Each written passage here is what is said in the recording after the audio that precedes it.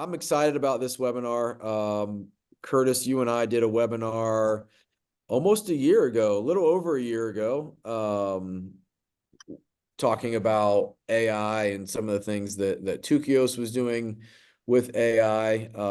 Antonio, you were a part of our unconference as well as you were, Curtis, but Antonio, you and I did a 20-minute AI talk that really kind of blew everybody's mind. So, this has been a long time coming, getting you two guys together on a webinar. When I look at death care as a whole, who's leading the charge on AI conversation, it's really the two of you. And I say the two of you as in Tukios as well. I know, Curtis, your team is doing some presentations on AI at different state conferences and national conferences. You spoke at ICCFA and FDA on AI. Antonio, same thing for you as well. So we really got two great minds here. So if you've got questions, let's ask those questions, but let's go with quick introductions. Curtis, I'll let you start. Let's give a quick introduction, and then we'll kick it over to you, Antonio. Yeah, thanks, Ryan. I'm Curtis Funk. I'm the founder of Tukios. We're a software company that serves funeral homes, and we started out live streaming, 20 years ago almost, and then tribute video software evolved into a full platform now, websites, online payments, crowdfunding, obits, flower sales, memorial tools, all kinds of things. And that just keeps expanding. And, AI is obviously, as a tech company, is front of mind, trying to figure out more and more ways we can integrate it where it simplifies the life of a funeral director. So. Love it. Antonio. I'm Antonio Green, fourth generation funeral director at James H. Cole Home for Funerals in Detroit, Michigan. I've done a lot of people see me on the speaking circuit the last couple of years, been speaking on bridging the gap between the generations and specifically with dealing with millennials. But here in the last little year or so, I really started getting into AI and exploring and learning these new language models and how they're working. So that's where we're taking off from here. So the next couple of years, that's probably what you'll see me presenting on more so is the AI stuff. Love it. All right. So, Antonio, give us, from a funeral director's perspective, a quick definition of what artificial intelligence or AI is.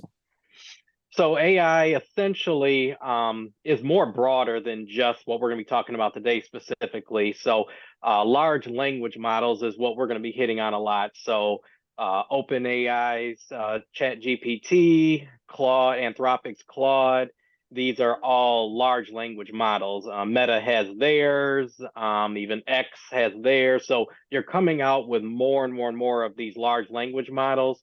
But of course, ChatGPT is going to be the most popular.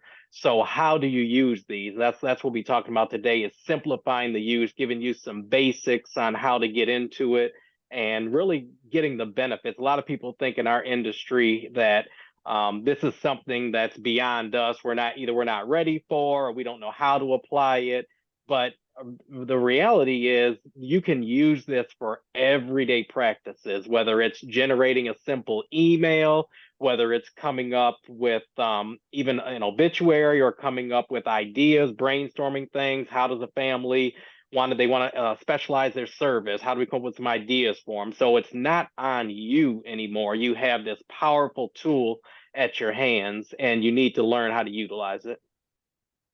Love it. Love it. And I'm really excited because we've got two kind of different sides of the business coming together to talk about this. Antonio, you're going to be coming from the funeral director, funeral home owner standpoint, operations, managing a large firm, using AI to still bring empathy inside of a very relational driven business. And then Curtis, you guys are building the tools that our funeral homes are using every single day from a technology standpoint. So really getting your perspective on what internally you guys are doing to push that forward and use AI, and you've got some really cool things in the pipeline coming soon that we'll talk about today. So let's get into, Antonio, on your side, looking at operationally with a funeral home. Just give me some examples of how you're in a large firm using AI just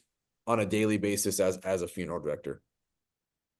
So one thing here lately that I've been doing is working on SOPs, so standard operating procedures for the funeral home. So as a family-owned funeral home, 100 years old, we kind of operate like most family funeral homes, and you've got people that's worked there for 30, 40, 50 years, and you don't have anything written down. You know, everybody just knows what to do. So I tackled the process of writing down everything and creating these SOPs. So now something that would take thousands and thousands and thousands of dollars to hire somebody to do, or tens or even maybe hundreds of hours for me and my staff to do, I was able to use AI, and between the two, my favorite language models, ChatGPT and Claude's AI, those two I use to develop a SOP for every department within the company. And basically what I did, and I'll show you guys here today, is generating the right prompt, which means asking the right questions. So whenever you go into a large language model and you ask it, I don't know, what can I do to enhance a funeral service? Then it'll give you a bunch of answers. But it's going to, if you can classify your answer your question. So things like, instead of asking a basic question, you have to prompt engineer or enhance your prompt. So instead of that basic question, you're going to go in and say, okay, I have a family that wants X, Y, and Z. They have a limited budget of X amount of dollars. They like their loved one's favorite flowers was this. So you have to give it as much information as you have, and then it's going to create a much better response.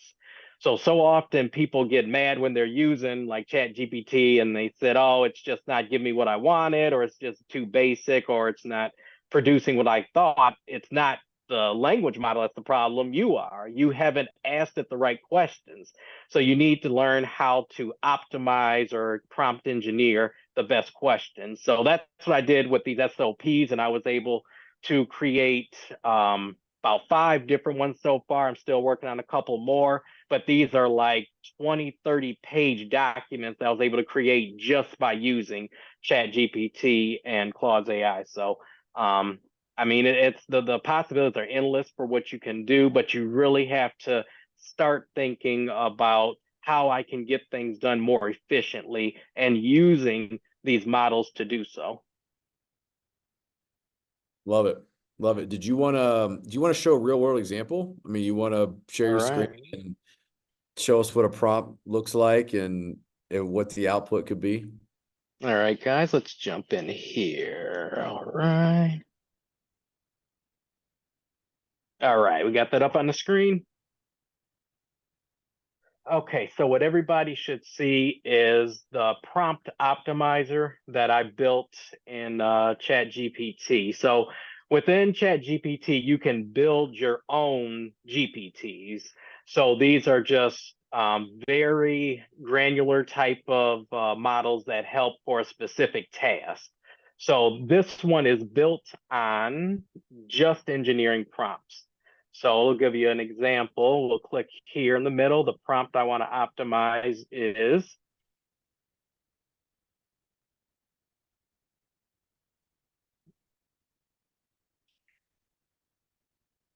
all right. So when you start in, please optimize. You really don't have to, as I always do, just please optimize this prompt. So what question do we want to ask it? What's anything pop up in the Q&A we can help them with? Not yet. Okay, well, let's About say, what about the example you just gave of a family that, you got a limited budget, mhm. So let's you're say, on a budget. how can I help a fan? And don't worry, that's one thing. Don't worry about punctuation. Don't worry about spelling. Just get it out. It's going to understand what you're doing. So don't worry about that. So, how can I help a family produce a memorable memorial service on a limited budget?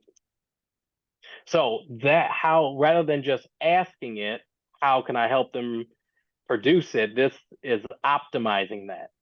So look how much more that you just got out of that than just that simple, how can I help a family produce it? So now you've got act as experienced event planner specializing in budget conscious memorial services, provide a detailed step-by-step guide on how to help a family organize a meaningful, memorable memorial service while keeping costs low and yada, yada, yada. So you see how much more information by optimizing that prompt that you're providing it. And it can get even better. We didn't tell it what the family budget is. We didn't tell it where the family is or where they're having the service. So the more information you can give it, and it will optimize it and stretch it out further, is going to better your response.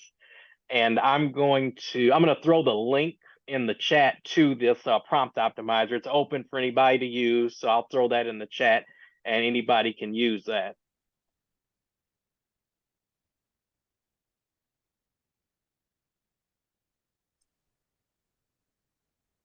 All right.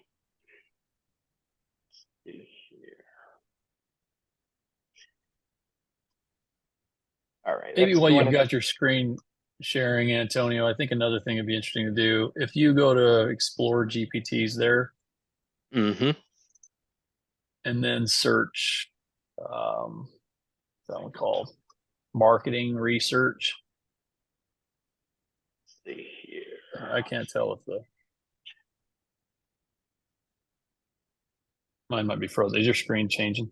Or are you still pasting that link? Yep, I'm popping. Yeah, yep, I just pasted. Let me jump back into there. Oh, sorry. Okay. I was just No, making you sure. good. And I got a question here too. I'll try to take a shot at answering. Where did that go? From Bill Simpson about CNN's patterning trend analysis. So where Bill, like what we have done is on the video side, we are using this in like large, basically we're taking, we have hundreds of millions of photos, right? And we're doing some machine learning on those to recognize trends, but also like understand, and this is getting better, when a photo needs to be rotated, when it needs to be cropped, and where this really works out well is when it needs to be deduplicated. And the nice thing with some of these tools is that they can be run kind of browser in the browser, like the user, so the funeral director is using the system. So, yeah, search marketing research there. Antonio, I think we could throw this question in about pet cremation. It'd be interesting to see the results, but that top one right there. That one right there, marketing research. Yeah. Analysis. Anyway, but just the quick answer to that, Bill, is we have been doing that with images, and I'm sure there's some things we could learn if we started processing our videos as well. But so there's a question in here in the chat that said, what would I need to know if I want to start a pet cremation business? Maybe paste that one in there, because I think this GPT does a really great job of just kind of, getting you thinking about all the stuff maybe you're not thinking about initially if you're going to go start a business, but you're going to think about it if you actually go start the business and start running into speed bumps, right? So, yeah, so this is just going to, again, usually comes up with a pretty comprehensive, what should you think about? I'm sure, I don't know if it could or not, if you could say like, where would a good market be for pet cremation? Like maybe it would have some data and tell you, I think you should start it in, like Topeka, Kansas or whatever. But there's a lot of these GPTs, like what Antonio did is so cool, right? Like built his own, but there's a lot in that marketplace too. If you're looking for specific things, you can go in and search and find, and you can see, like I said, this is giving you a lot to think about if you're going to start a pet cremation business. Wow. It's pretty impressive. And then another thing too, what you could do, what's another cool tool? This one, there's a lot of these out there again with these GPTs, but this one here, the video summarizer. So if you're a type that likes getting YouTube videos, you like watching videos online, learning about different stuff, if you might have an hour-long YouTube video, but you don't have the time to watch it, you can paste that, use this GPT or anything like it. You paste it in here and it gives you a whole summary of the video.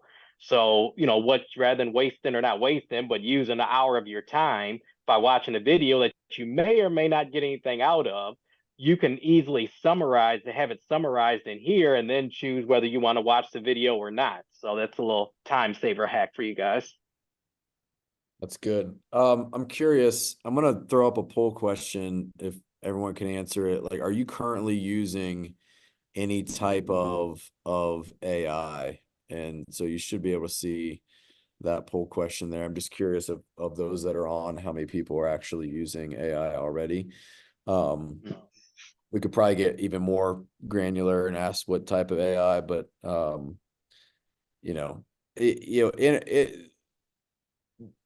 to use these GPTs, you have to have the paid version of ChatGPT, right? Or are these free? No, these are free to use them. To develop them, I think you have to have the paid version, I think. But to use them, anybody can use them. Very cool. And another shortcut here. So if you are so here on the left side, you guys will see I have some of the favorite GPTs that I use and that I've built down here. So if we're going back to our pet cremation, if we want to, so up top where we just asked the question, the basic question. So we just talked about prompt optimizing. Within this, I don't have to go back to my GPT to optimize the prompt. Just hit the @ sign and it should.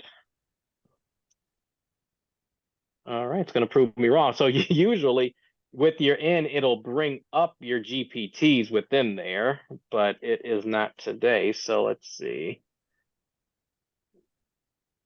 So if you're in a GPT and it's not working. Okay, they must be working on it. But typically, if you're inside, you're asking questions, you hit the @ sign, and it will give you a list of your GPTs that are on the left side here. And you just click on it, and then it'll give you the option to just paste it right in there. So you don't have to go from different conversations. You can just stay in the same conversation. So love it. Love it. Okay, there's a question in here, and this is something we were going to talk about. And Antonio, I'll ask you, and then Curtis, I know you guys are working on some things with this too. From a pre-need perspective, how can AI be used from a pre-need standpoint? If you're either a pre-need specialist at a funeral home, your funeral home wants to generate more pre-need. What are some ways that AI could be used? And I can hop in on this one too, because Curtis, you and I are doing some things together, or Antonio, you and I are doing some things together with our companies around pre-need and using AI data. But what are some ways from a pre-need perspective we could use AI? I would have you look at two companies, one called Balto, Balto, and another called Gong, Gong. So Gong, we use Gong internally at Tukios for our sales team, because pre-need sales, right? So I mean, you really want the sales tools that are going to help you be efficient.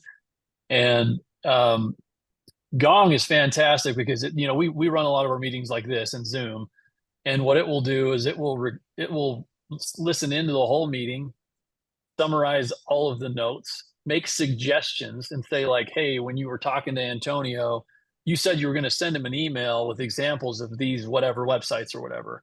I took a shot and wrote that email for you. Here it is.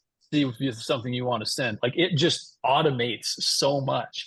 So, I mean, and like Salesforce is integrating a lot of AI. I think like they've got a little bit of like, I think it's tough when you're like the behemoth and you want to like move things forward, right? Where like these young startups can come in like Balto and others and just build tools that are so specific to these applications. But I mean, those I would say are totally worth the money. Like they'll make your sales calls so much more efficient, helps you like not forget about follow-up. I mean, 90% of sales is follow-up, right?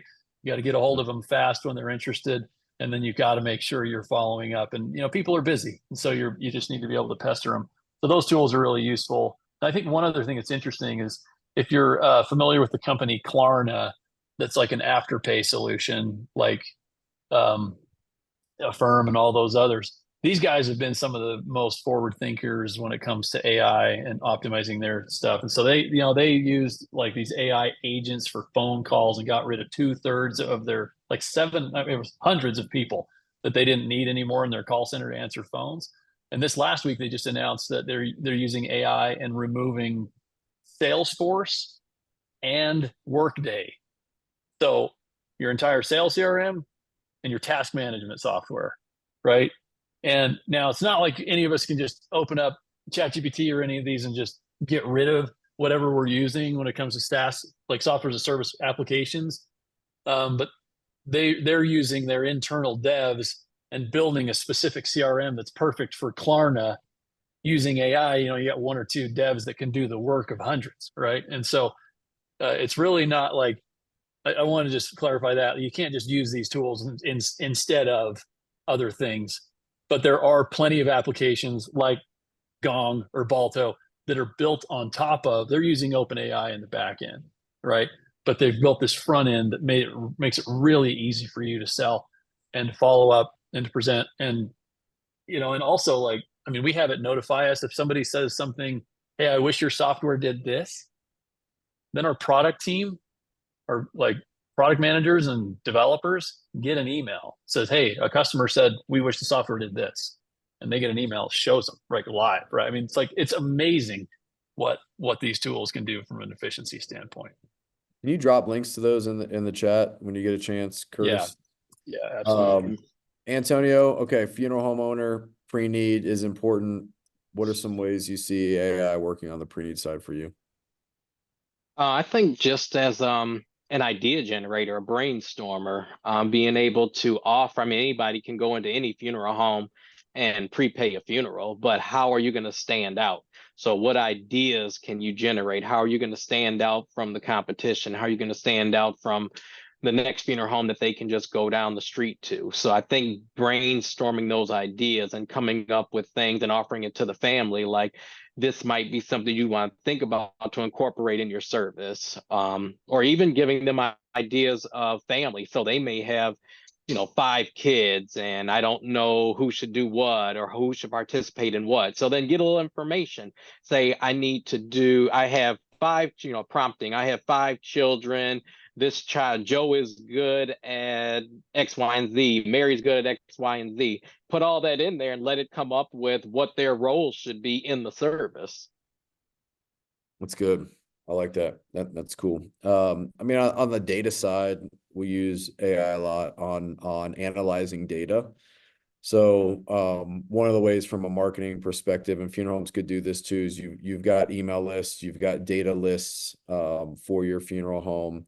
I know, Antonio, we're doing some retargeting with website traffic where we're pulling a lot of data using some AI software on your website and then throwing that into ChatGPT and some other AI tools that will analyze, a list of 10,000 data points and go, okay, based on this data, here is your ideal customer that's coming to your website. This is the age range. This is the income level. Like it'll analyze that to where we can get a very, very specific customer. So when we're doing targeting for paid campaigns inside of social for pre-need leads and different things of that nature, we can analyze that data and know what website pages on your what pages of your website that consumer is most likely going to, where they're coming from before they get to your website, and really be able to craft messaging and targeting at that very specific consumer, which allows us to spend less on targeting because we're targeting the right consumer and we're not hoping to hit the right consumer. We get better results and then we have a higher return on investment on those leads. And now with that, kind of piggybacking on that with kind of lead generation is what we're doing. So we're putting a smart chat bot on our website right now that we're working on. So, right now, really anybody, you can get a chat bot to throw on your website. So, but what we're doing that's so different is it's going to be, smart, quote unquote. So it will know our pricing. It will be able to give pricing, whether the family, if they come into the website, they go in the chat bot and they say, I want pricing for a cremation. Well, it's going to know to prompt and ask them, okay, would you like a direct cremation with no viewing? Would you like a memorial service? Would you like a full funeral, traditional service, and then cremation? So it's going to ask some questions before it just gives an answer. And also, if a family goes into the chat bot and they want their loved one picked up, they can give a first call to the chat bot. It will get all their information. It emails the release to them to be signed for e-signature, and then sends it back to the funeral home and everything. And then we can call the family up, to confirm the pickup of their loved one. And so that's all, just within the chat bot itself. You can literally do everything with that you would on the phone within this chat bot. And what that does for lead generation, now you're capturing that, even if they don't go through with with having their loved one picked up with a first call, or what they don't want in more information, they don't prompt right away. If you can capture their name and email address, then that goes into your lead generation source that you can remarket to them. They may not be ready at the time to do a pre-need. So if you can provide a kind of a soft warm up and put them into an email strand that gives them, emails every other week to kind of softly warm them up, give them more information, then you can warm them up into that. Love that. Love that. That's good. Okay. So on that vein, I want to ask both of you, in a business that requires relationship and empathy, how do we use AI tools like this and still be able to keep that empathy and relationship going? I think it just starts off with as an added value. You're not changing things over like, well, when we get the chatbot launched on our site next month, we're not forcing everybody to give first calls online. It's an added value. It doesn't change the way that we do business. It doesn't change the way that we interact with everyday clients, but it gives those, especially the younger generation, it gives them that opportunity to interact with the funeral home in a way that they do every other type of business or anything else that they do in life. They're doing it online. They're doing it on websites or on apps. So it gives that option now for people to interact with the funeral home in a way that they're used to with anything else and that they're more comfortable with. If you look at the younger generations, like they don't pick up the phone and talk anymore. They're email or they're going to text. Like that's what they're comfortable with.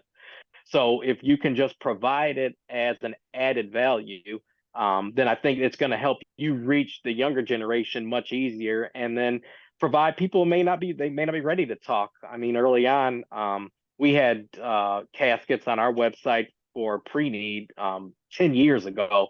We had a section where they can go on and see pricing for our packages and things. And I had a couple families over the years that after everything was over, they emailed or they called back and just said, I really appreciate, being able to do everything online to start off because I just was not ready to pick up the phone and have that conversation. So just giving them that opportunity to, if they want to interact with a chat bot, they can do as little as a lot or none. So it's just giving the opportunity.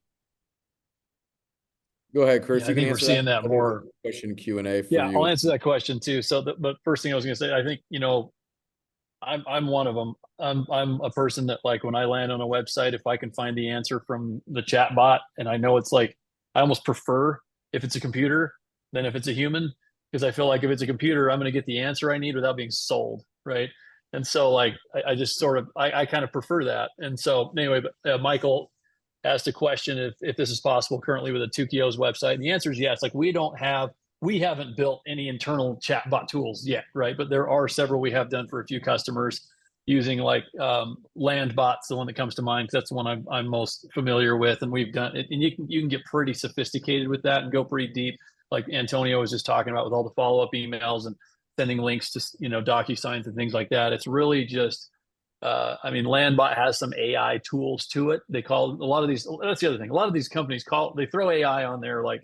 We used to stick the word turbo on everything in the 90s, right? Where it may not be like really like large language or large machine learning models. But like with Landbot, they do have a lot of AI tools to help you write content, things like that are built in there. But it's really about building a campaign. So I mean, one you could go to and see an example from us is memorialutah.com.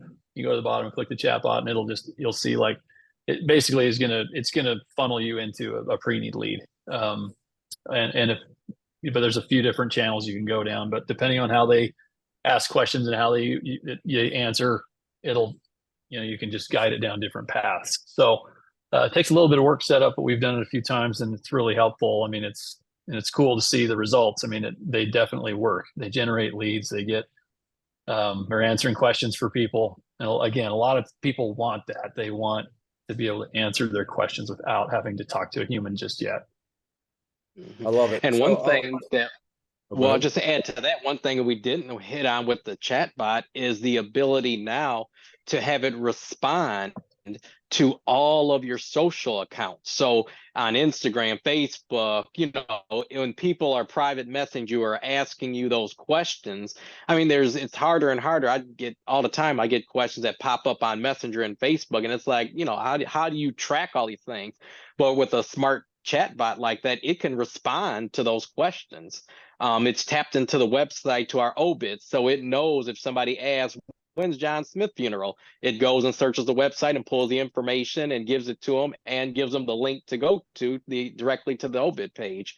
So being able to, think of all the different things that can take off your plate, things that these models can help you save time with. Love it. Love it. All right, Curtis, I want to kick back to you. I mean, one of the conversations we've had is like the responsibility of a tech company bringing this stuff to the forefront in any profession. So this happens to be death care. What is the role of Tukios in that? And two, what are some things that you're currently working on doing, implementing along this route? Because there's the responsibility to bring it, but there's also the responsibility of like, we can't overwhelm and force something down somebody's throat when they don't want it either. So there's this fine line I know that you have to walk internally of what you bring to market, what you don't bring to market, in a way that can be digestible and actually usable and efficient for the funeral home. Yeah, and that's kind of our goal with AI is to have it be something you don't even really realize you're using it, right? So, last year we introduced like the AI obit writer, and like Ryan, you mentioned this, right? They're all over now. Everybody's got them, and it's easy, right?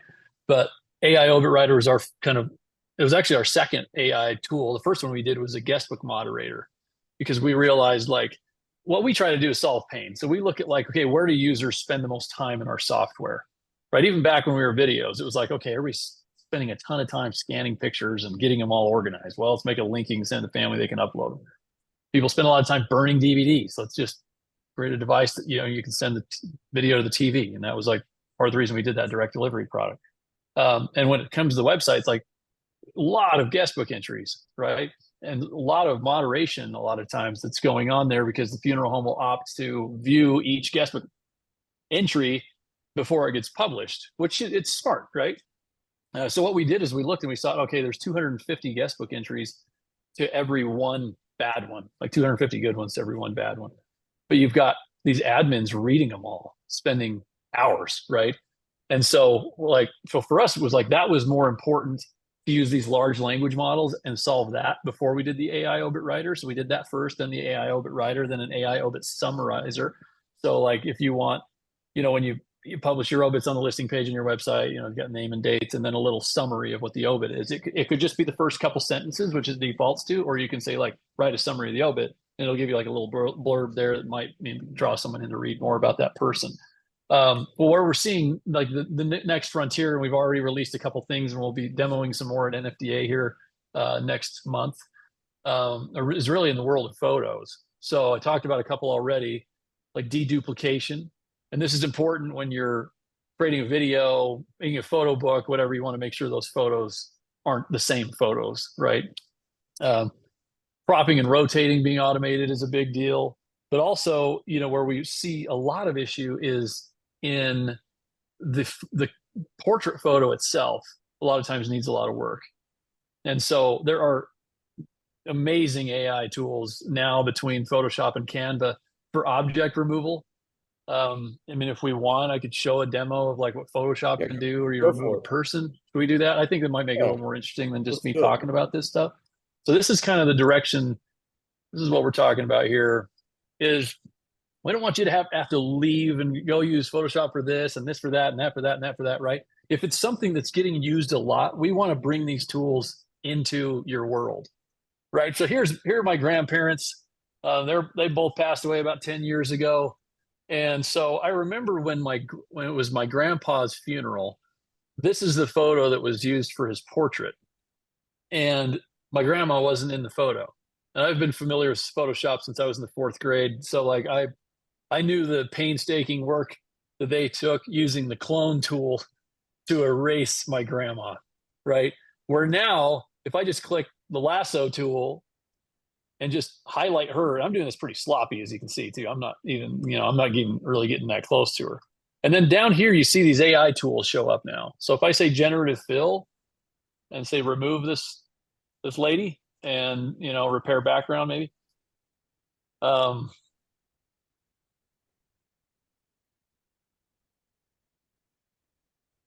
We'll see what it does. Usually this does a great job, but I've had a few times where I've done this and it gets real interesting. But most of the time, Photoshop does a great job of this. And well, there you go. See, they did a good job. It drew my grandpa with his arm out there still, but you can see there's another option here to remove that. But look at that. Fixed his shirt, fixed his tie, all of that. So let me take this to the next level now, because now he's kind of like not really in a great place. He's over on the right side, right? So it's like, I need this centered. So maybe I'm just going to drag it like this, and I need the photo to really be like that big, and I want him about right there. Well, now I can say again, like repair back. Well, let me finish this crop. Well, no, that's fine. The repair background should be the right prompt. And again, you're talking to these things like they're humans. So a lot of times people will take exact notes, like what do you say? Like delete, remove, repair. It doesn't matter. Just say whatever you think it needs to do. And look at that, right? Mhm. We did that in 2 clicks, 10 seconds. And again, this is the photo that they tried to produce, right? And for the obit and the main photo on everything for my grandpa at that funeral. And this looks better than the result that we had at the funeral. The technology allows us to do this now in a couple of clicks. So that's something like that's coming inside of Tukios will be when you upload pictures, if you need to do object removal, background repair, things like that, where it's like, we call that generative expand, right? So like if you need to expand an image, this works too. If you think about like you got a picture of your funeral home on the homepage of your website. Photographer already came, can't get him back. You got this picture and you're like, dang it. Like we need that to be just like 20% wider. Just bring it into Photoshop right now and just expand it 20% wider with the crop and do that exact same thing and watch what it'll do. I mean, it's definitely going to hallucinate a little bit because it doesn't know what's there. So it might create like something extra in your parking lot that you didn't know about or something, but like, it's just amazing what these tools can do. But to answer your question, Ryan, this is how we're thinking about it. We're looking at it and saying like, where are customers spending a lot of time with software, and how do we just like implement those into the current flow they're already in? They're just in there writing an obituary, posting it on their website, creating a video, and as part of that flow, not like make these tools very accessible, but also maybe even make suggestions, right? If you upload a picture and it just looks terrible, like it's really blurry, we might make the suggestion you need to enhance this, right? So then you'd have the ability right there to just enhance the photo. I mean, so like it seems like when we talk about photo enhancement, it's like, oh, okay, yeah, wow, big deal. But at the end of the day, like when I look at from just another supplier, a consumer standpoint, I look at a ton of funeral home websites on a daily basis. When the obit photos are front and center on the homepage and they look terrible. Like, one, the website looks bad. Two, the memorial DVD or video isn't going to look great if the photos are bad. Three, the sharing of it on social isn't going to look good because, it's just pulling what's existing on the website. Like, this fixes a lot of things that have bigger implications, like time spent on the website because it's more visually appealing, and more time spent on the obituary page and memorial video because it's more visually appealing, which then can lead to a lot of other benefits for the funeral home. And you and I have talked about it before, where Tukios can spend a ton of money developing these really elaborate themes and designs for websites. But if the input from the funeral home side down to the photos isn't good, it doesn't really matter how beautifully aesthetic the design of the website is if the input isn't good. And so I think this is a massive step. It seems maybe at like, man, it seems pretty basic, but the implications of this are massive. So I applaud you, and I've always enjoyed the way that you critically think about how to solve problems, and make it.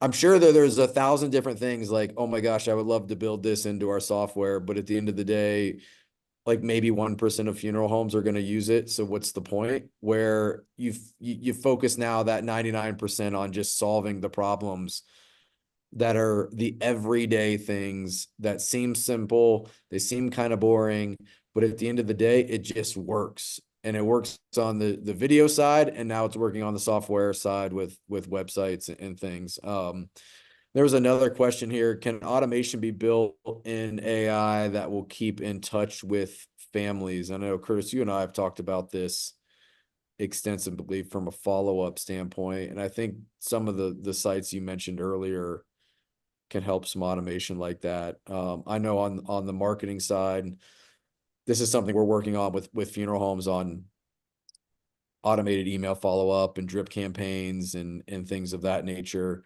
So, I mean, I think the answer to that is yes. Do either one of you have anything you want to add in on that question? I mean, I would say really, yeah, most of the CRM tools have the ability to do automated follow-up, but really where AI is going to help is in writing the content and how to follow up. So that would be my suggestion. There's not, you're not going to go to ChatGPT and say, like, reach out to my families, but you can go to ChatGPT and say, I want to reach out to my families once a month. I want it to be a text message. What could those text messages say? And you need to be specific. I mean, if you use Antonio's like prompt writer, that's really going to help, because you want to be specific on a funeral home. This is what the purpose is. This is for pre-need. Like, the more specific you are with the prompt, the better the results are going to be. Yeah, and they've got different CRM models are using LLMs to do that automatic response. So you can put in there kind of the gist of what you want. You want it to be empathetic. You want it to be reassuring. Put the tone that you want it to be in there. And like I said, some of these CRMs, they are starting to implement those now, where they will send out periodic 30-day emails for whatever that you want. You just have to make sure that you put in there, like I said, the tone you want, the goal of it. And even if the CRM model that you use doesn't do it, there is, now this is getting too high tech for this, but there is through make.com, there are some different things that you can do to do like a get send type of thing with between ChatGPT and make.com.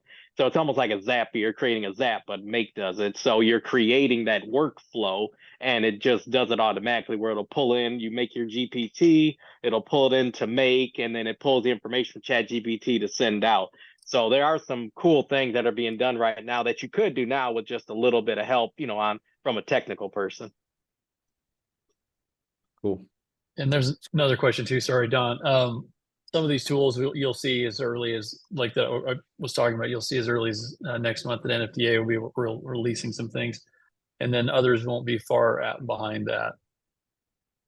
And so I will make a quick caveat too. Some of these things, like the AI can be run like locally or in the browser, which is a lot lighter lift, like deduplicating photos, finding photos and just looking at the patterns. Like that's something that, where some of the other features, like to enhance an image, for example, upscale an image takes a lot more. And I'm just going to actually let me just share again, because I think talking about this is going to make this will make a lot more sense. So here's another tool. It's called deepimage.ai. I just uploaded this blurry photo I just pulled off a funeral home's website 10 seconds ago. You've seen that portrait a million times, right? Where this is the best quality photo they got. So I drug it into this system. I hit upscale 4x, and then I'm going to say enhance facial details. That's the only things I'm going to check. But this is the type of thing we're looking at now. So like that's original photo. That's the result. So because of that, that takes, you've seen like NVIDIA stock and all these things explode because of GPUs, which are your graphic processors, right? And this is where these GPUs are used for, is when it's doing really heavy reasoning, or it's this type of thing where it's updating media. And really having to think and do a lot of heavy lifting. And so because of that, there are costs to these that are somewhat high. And so we're trying to figure out, because we love to give things away for free. We're trying to figure out like how to like get all these tools in there, at no cost. But it could be something where potentially we're looking at like minimal credit systems or something, just passing along some of the costs of these things. But again, we just want them in the system where they're easy to use.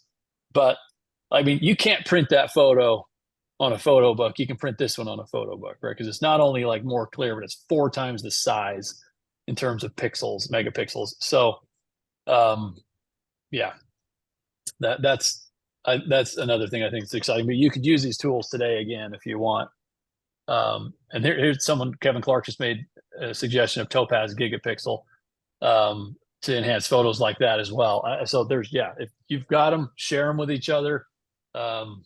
Where people can start using this ability now, because it has an immediate impact. And back to Ryan's comment, if you got a lot of like really nice looking photos of people on your homepage, that reflects well on your funeral home, right? If they're a bunch of blurry pictures, like, yeah, I get it. What, you didn't take the picture, it's not your fault. But if you can do something to make them look better, it makes your website look better, and that just enhances your brand. 100%. All right. So in the poll question, 35% of people in attendance right now have not used any AI tools. So if I'm a noob and I've never used anything, I'm on this webinar and it's overwhelming. Where do I go to just start? Like, I'm a funeral director. I'm not a tech guru, a marketing genius, anything like that. Where do I just go to start? What should I do first? ChatGPT, I think, is the easiest answer. Download the app on your phone. Yeah. You don't even need to, and just start asking it questions. Yeah, spend the $20 and get the upgraded model once you get comfortable with it. Yeah, no, I'm in 1,000% agreement. Like, we use ChatGPT a billion times a day. And like, I've even set my kids go to an online school, and I've had parent teacher conferences where I've argued with teachers on why students should be allowed to use ChatGPT because of just the critical thinking. Like, I've gotten better at what I do because of learning how to craft a prompt to get the right output. Now, Antonio's made it a little bit easier for all of us to be able to use a prompt generator that is optimized for death care, which is fantastic. But your critical thinking and understanding how to ask questions will get so much better the more that you play with it. And then you'll start to understand different ways to leverage it in the funeral home and in your business on a day-to-day. There's so many different applications, and it's so easy to get down a rabbit hole and get lost in it as well. Which is why I love webinars like this, where we've hit a wide spectrum of different tools and things down to basics of, yes, I upload obit photos that suck every single day. How do I make them better? Boom, that is an easy, there's an easy fix. It's being built into the websites. It's being built into your ability to go to some of these resources and use these tools right away. I applaud Curtis and Tukios for building as many of these things into a platform that is free, which blows my mind, that's even possible. So kudos to you on that, Curtis and Antonio. I really appreciate you coming on and showing, the day-to-day of how you're using these. And I'll kind of want to recap a couple of things that you said, because I don't want it to get missed, of some applications of how you're using ChatGPT on a daily basis. One is meeting with families to help plan memorial services and get everybody in the family involved in that memorial service in a creative, low-cost way, which is amazing. On an operational standpoint, you talked about using GPT to help generate interview questions for potential hires and employees, as well as crafting standard operating procedures, which, I mean, when we, it's amazing how much more efficient a funeral home or any business can run when there are simple operating procedures in place that nobody wants to spend the time to write. So, I mean, I think those are some very basic applications that have tremendous impact on the longevity of a business. And you talked about a chat bot inside of the website as well that can answer a lot of the questions in a more seamless way with the consumer in a format that they want to engage with a funeral home. I mean, it's interesting to me that, we will take questions through a contact form on a website and we direct everybody back to a phone call. If phone call is what that family preferred, they would have just picked up the phone to start with. And so we've got to do a better job of meeting them where they're at. And I mean, even from a social perspective, when we're monitoring and managing private messages with a funeral home, we get a lot of questions through private message. And some of those questions we can answer, some of those questions we cannot. And when we go to the funeral home to get a response, like, we'll just have the family call the funeral home. And I'm like, I don't think you get it. If they wanted to call the funeral home, they would have picked up the phone and called the funeral home. This is the medium that they're most comfortable with. And we've got to do a better job. And there's a responsibility there to do a better job of meeting the consumer where they're at. So any last parting words from either of you? I'll start with you, Antonio. Just to give kind of back to the beginners, getting into Chat GPT or LLMs, don't forget, you can feel free to let it know to ask you questions. So there might be, as you're creating your prompt, you're asking it questions, always put in there, ask me questions to better your responses. It will ask you questions, or tell it to. So within your prompt, you can say, make sure that it's okay to move on to step 2 and ask me questions as we go along. So if you tell it to ask you questions, then it'll do that. When you don't, then you get into that hallucination where it's going to assume certain things and give you answers that you may not want or like. But when you tell it specifically, ask me questions as we go through this process, that's just what it'll do. And it's going to help fine tune and give better responses. Love it. I got one more thought. I'm going to share my screen for 60 more seconds, because I think one other way just to get started. This is something I did just before we started the webinar, just to try it out. ChatGPT's got a new version called 01 that came out last week that's got a better ability to reason. It takes like 15 or 20 seconds to answer questions now, because it thinks and goes through an entire mental process. But this was my prompt. I said, I'm going to paste a general price list for a funeral home. Can you analyze it, make some suggestions on how we might incorporate all of these options, but simplify them into packages so they can easily be displayed online in a way that people can understand it? This is a problem we all have right now, right? GPLs need to be online. And you can see how long this GPL is that I pasted into this chat, right? And so a thought for 18 seconds is how long it took to process this. It breaks down what it did with this new GPT-01, which is cool. But it broke it out. This was not in the GPL. Traditional burial services, 3 3 levels. And we like this as consumers. We like to see like good, better, best, right? Cremation with service, good, better, best. And then direct cremation options, good, better, best. And then a few of the additional things. But it kept the additional merchandise section pretty short. And then it's telling me, how can we present these packages online, clear headings, whatever. And then I responded and said, can you take a shot designing what that web page could look like with your suggestions? You know, O1 doesn't do image creation, so you got to click over to Dolly if you want to do that. But it did do this, where it broke down like the traditional services, basic, standard, premium, cremation with service, basic, standard, premium. But it ingested all of that. Every one of you has a GPL, and if I had to guess, I'd say it's probably pretty confusing, right?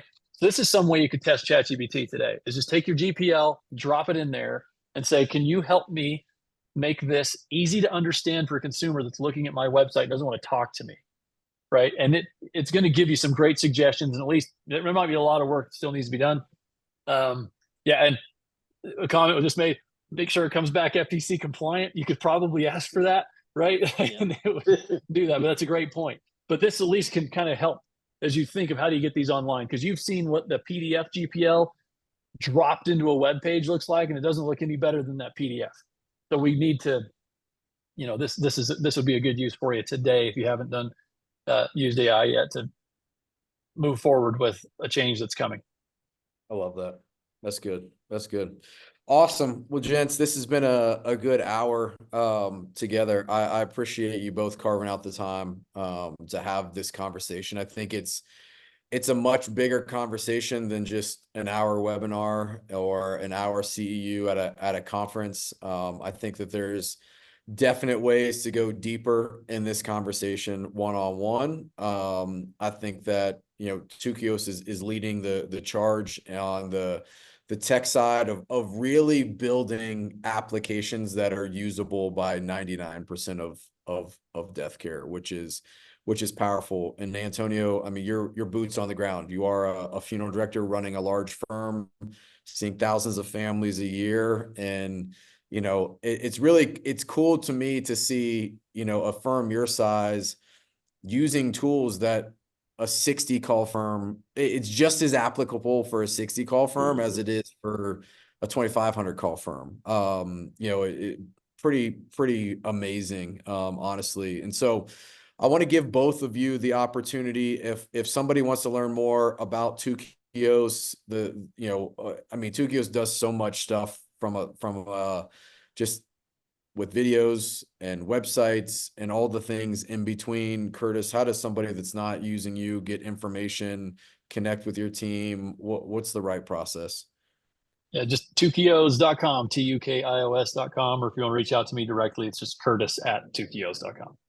And feel free to drop any of that in the chat. Shameless plug. Yeah. Antonio, you do a lot of consulting with funeral home owners on generational things and bridging the gap, as well as some training on AI and how to implement it into the funeral home and what resources outside of just the technology in a website that a funeral home could use. So what's a great way for funeral directors to get in contact with you if they want to have you come in and do some training on the things you're proficient in? Yep, just feel free to email me. I'll drop it in the chat, but it's just agreen@jameshcole.com, or my website, helpbridgethegap.com. You can reach me either one of those places. And yeah, always willing to have a conversation and help you out where I can. I love it. I love it. And if you want to get a hold of me and you want to learn what we're doing on the AI side with marketing and how to incorporate that and use some of the data and the tools that Curtis is creating to ramp up pre-need and engage families in a different way, put that information there as well. Guys, thank you so much for being on. Again, recording will be emailed out in the next 24 hours to anybody that is registered. And, you know, please reach out to these guys if you've got questions, you want to learn more. I mean, we've worked with Tukios for a long time. We've got a lot of clients that use Tukios. I can't recommend what they do I can't give a better recommendation. And, you know, I think we all know in death care, because it's such a small profession, and when we give recommendations and we refer somebody to somebody else, then there's complete trust in that referral. And, you know, I've worked with both these guys for years, and would encourage you, if you've got any questions and you want to know more, to reach out to them. So, gentlemen, thank you. Appreciate it. This has been fun. And we could probably have a 2.0, 3.0, 5.0, 10.0 conversation over the next 12 months. So, you know, the stuff changes daily. Yeah, literally. All right. Thank you all. Appreciate it. That'll All wrap right. it. Thanks, Ryan.